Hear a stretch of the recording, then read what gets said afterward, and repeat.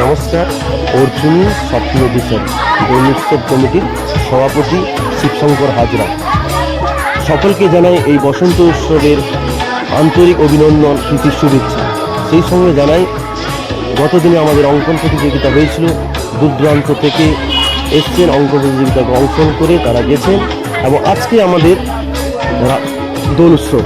আজকে এই দোল উৎসবে সকালে আমাদের রাধাকৃষ্ণের ঘট উত্তোলন শোভাযাত্রা সহকারে উত্তোলন করেছি এবং এখন বড় পুজো চলছে এবং সন্ধ্যে 7টায় আমাদের মহাপ্রভুর ঘট উত্তোলন রয়েছে।